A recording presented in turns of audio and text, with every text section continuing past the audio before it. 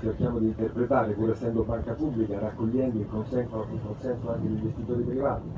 Quindi qui ci sono tutte le caratteristiche perché questo possa diventare un riferimento non soltanto per questo territorio, non soltanto per questa disciplina, ma per lo sport in generale, per le infrastrutture sportive delle quali il Paese ha bisogno. Ci sono segnali molto confortanti. In questo senso, perché il Presidente Malagò e anche Giancarlo Giorgetti ne sono testimoni, iniziano piano piano a moltiplicarsi le occasioni di inaugurazione. Questa è la prima pietra, viene un po' prima, però ha un valore fortissimo.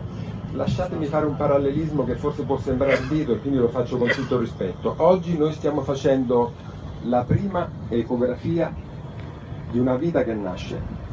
È un segnale di grandissima emozione, è il primo battito di cuore di un soggetto vivo, perché l'infrastruttura è viva e fa vivere.